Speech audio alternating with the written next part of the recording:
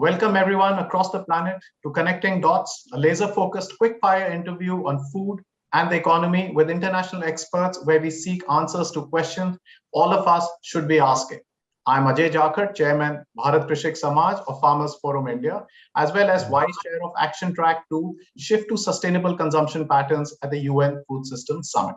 Today, I interview Joao Campari, the global leader, food practice at World Wildlife Fund International and chair of Action Track 3 at the UN Food Systems Summit, where we discuss perks of regenerative agriculture, understand the shortcomings of monoculture, and connect dots on how it affects a farmer's life. Our first question is the most obvious one. How are you grappling with conflicting demands of agroecology versus industrial agriculture? You are promoting agroecology, and private companies make money promoting industrial agriculture, selling expensive seeds and chemicals to farmers. Is there a backlash? Thanks for that question, AJ. In Action Track 3 of the UN Food System and at WWF, we are constantly posed with this question. But before we talk about the specific paradigms, let's talk first about what outcomes we need for food production systems to become nature positive. Today, agriculture accounts for approximately 80% of the deforestation and up to 29% of all greenhouse gas emissions. It uses approximately half of all ice-free land on the planet, withdraws 70% of fresh water, and is responsible for approximately 70% of the total biodiversity loss on land and 50% on fresh water. And this happens while our oceans are critically overfished, with about 34% of fish stocks at biologically unsustainable levels. So in face of all this, we need to work hard to deliver a different productive model to rebalance the equation we have with the planet. This is the outcome we must achieve. And certainly regenerative agricultural models like agroecology are vehicles to deliver these outcomes that are good for production and are good for the planet as well. Now, unlocking research, technology, and innovation to prioritize agroecological production approaches and regenerative agriculture are key in this transformation.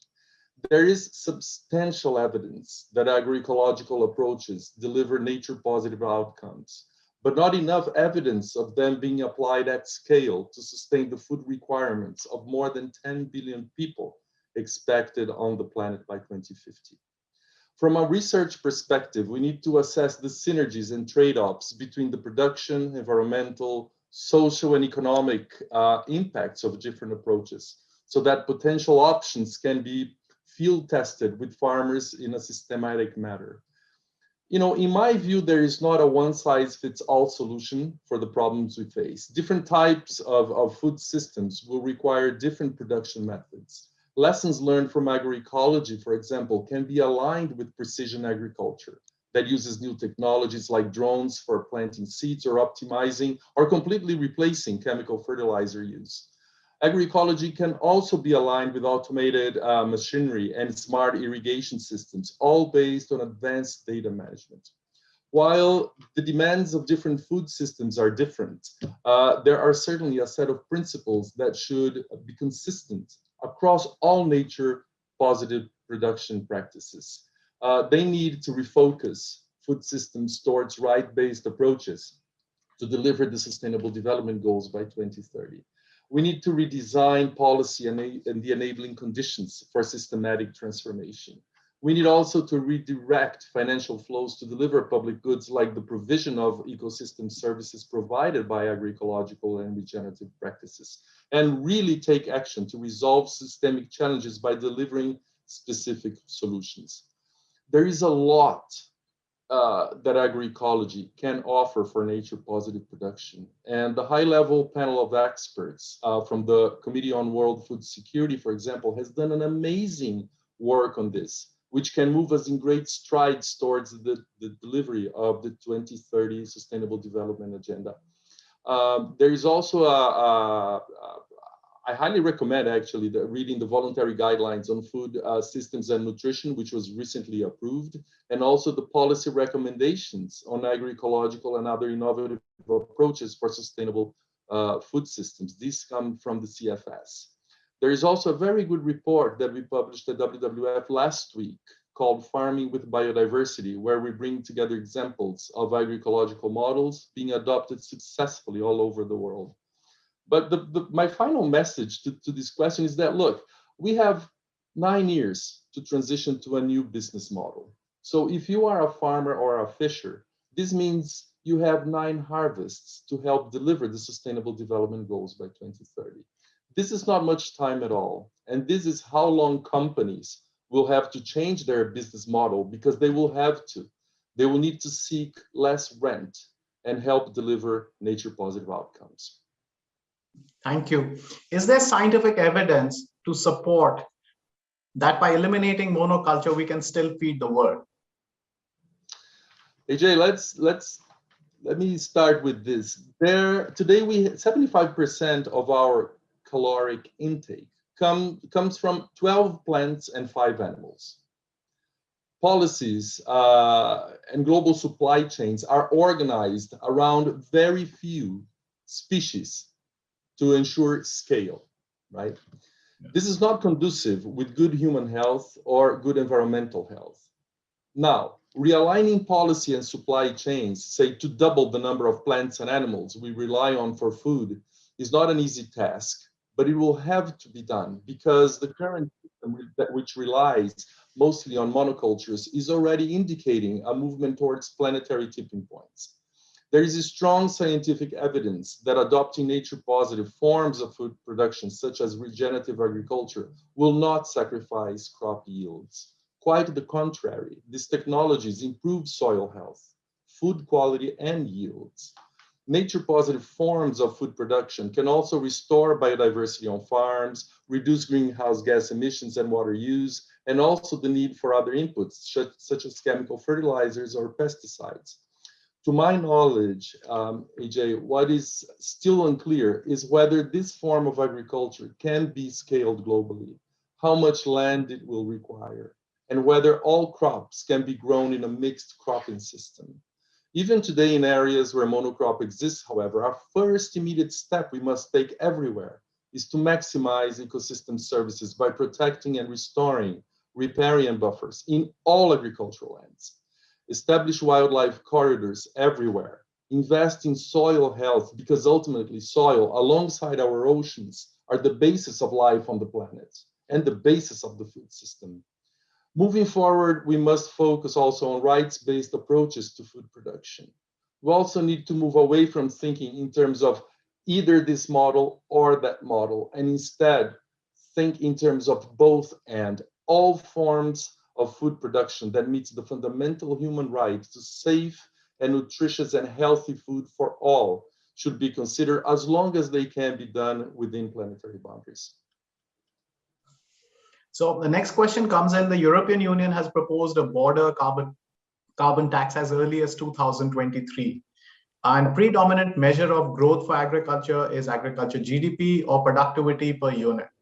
And agriculture research is too infatuated and focused on industrial agriculture. Considering in this world, we value what we measure, there is a need for a new matrix of measurement, which factors in environmental and societal costs. Is there a way forward on this? Yes, let me start first with your question on taxes, like carbon and biodiversity. I agree that this should be implemented, but this may not resolve the problems at the source. Let me qualify this. If this type of tax is not implemented globally by all major importing countries, there will be leakages in the system, which will deem this measure ineffective. It needs to be combined with a payment for performance or some sort of command and control or standards.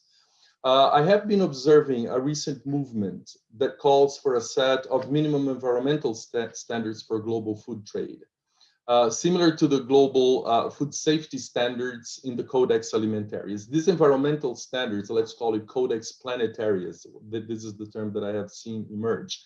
While the Codex Alimentarius aims to protect human health and fair practices in the food trade, it does not address the production of food or its impact on the health of the planet. Hence, the need for a system to monitor the health of renewable environmental resources used to produce globally traded food. Focused on a planetary scale, this Codex Planetarius would establish and require minimum performance levels for countries to enter global markets. And producers in these countries can be incentivized to produce in a nature-positive way. Progress on one issue like carbon or in one region like the EU is great, but we need to apply a consistent system globally if we are to manage our food system sustainably. The three major issues of food insecurity, climate change, and biodiversity loss are interlinked, and there will be synergies and trade-offs in applying solutions. So we must tackle the three issues together. So instead of additional piecemeal trading taxes, as important as they are, or standards, as important as they are, a guiding instrument like a Codex Planetarius could potentially account for all aspects of environmental health when it comes to food trade. And this must then be implemented hand in hand with the Codex Alimentarius. Needless to say that this approach would only go forward if the WTO is on board as well. Now, let me move to your second question about measures, and the performance measures for this. The hidden costs of global food and land use system, the last figure I have in my mind comes from FOLU, the Food and Land Use Coalition, sum up to $12 trillion dollars per year, compared to a market value of the global food system of $10 trillion US dollar per year. So in the food production system today, we know the price of everything, but we don't know the real value of nothing. Deficits arise because many current assessments of agriculture and food systems are partial and fail to incorporate all of the factors. For instance, looking at only factor productivity per hectare and not accounting for the cost of deforestation and conversion of natural systems and the services that they are destroying when ecosystems are converted into agricultural lands, this is not captured. A new matrix for measuring true cost of food already exists. For example, the TEEB Agri-Food Evaluation Framework looks at how natural produced human and social capital deliver environmental, economic, health, and social impacts. We need to apply this understanding when we measure value in the food system. Subsidies can be a source of distortion and tend to incentivize biodiversity loss in food exporting nations. Therefore, our present system of agriculture subsidy is detrimental for sustainable food systems. And you think there is practically a change possible in the years ahead? Well, let's start by looking at some numbers here, Jay. I mean, according to the World Bank, only 5% of current direct public support for agriculture explicitly targets conservation and other public goods. There needs to be a major change. Subsidies must be redirected to explicitly support conservation as well as other public goods. Some countries are currently underinvesting or not prioritizing investments in agriculture, and others continue to tax their farmers through policies that tend to depress producer prices, even as they provide input support, often in the form of subsidies, making it very difficult for farmers to adopt new technologies or even invest and reorient their production patterns to become more sustainable. In many parts of the global south, for example, input subsidies, such as for fertilizers, are the principal form of public support. These subsidies can have strong adverse effects on water and soil quality without providing real sustainable support for farm incomes. In the global north, public support is predominantly through market price supports and producer payments. So even in countries where restoring ecosystem services is incentivized, it is often not enough. So better targeting of incentives provided through public support can help meet current challenges and future-proof food systems, recognizing and empowering food producers to be positive agents of change. So Joao, we'll come to the last question, and which is something which is very close to my heart. We find that amongst the millions of people who are suffering from chronic hunger are also farmers who are actually tasked to produce the food and feed the world. And we are also seeing lately that farmers are becoming increasingly more dependent on food value chains for nutrition rather than growing their own basic requirements. Can home gardens and backyard poultry be the answer? As per FAO, home gardening and production for home consumption are vastly undocumented, so the impact is largely unknown. Why is there no focus on research, and why is there opposition to low-cost ideas which have potential to change lives?